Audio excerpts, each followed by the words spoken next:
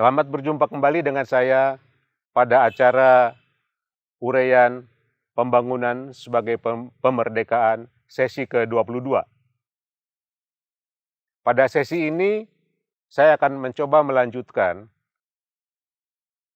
menjawab pertanyaan, apa potensi yang ada sebagai bagian dari pemerdekaan bangsa tropika, khususnya bangsa Indonesia, yang diukur oleh penurunan kasus stunting, undernutrition, child wasting, atau infant mortality rate, seperti yang disampaikan oleh International Food Policy Research Institute di Washington DC.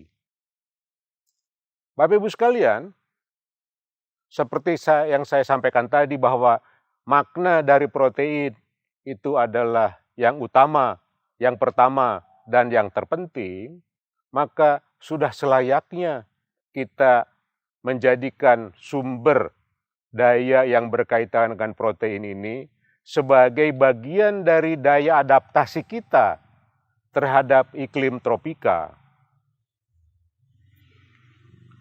Sekarang, kita bisa menyaksikan bahwa pemanfaatan sumber daya genetik yang bersumber dari temperate climate, seperti ayam ras, katakanlah, sumber telur, kemudian susu sapi yang kita datangkan sumber daya genetiknya dari Eropa, katakanlah, pada saat hidup di daerah tropika,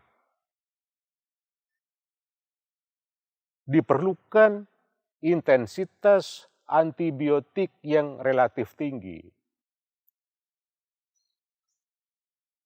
Bapak Ibu sekalian, apabila kita ingin mencegah generasi yang akan datang agar tidak terkena dampak negatif dari akumulasi antibiotik secara global, maka kita perlu mencari alternatif baru untuk menghasilkan yang terpenting, yang utama, yang pertama untuk hidup itu adalah protein.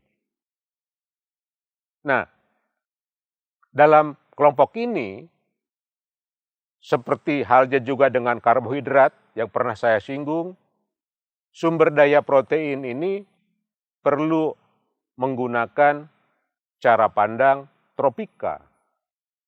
Jadi kita sekarang perlu membangun budaya berpikir baru atau kembali ke budaya berpikir yang pernah digunakan oleh nenek moyang kita, yaitu memanfaatkan beragam jenis ternak atau hewan yang memang sudah ribuan atau jutaan tahun ada di wilayah tropika ini. Di antara berbagai jenis protein, yang paling murah adalah telur. Saya sering menggunakan istilah telur itu merupakan anugerah dari Tuhan Yang Maha Kuasa untuk bangsa tropika, termasuk juga untuk golongan miskin.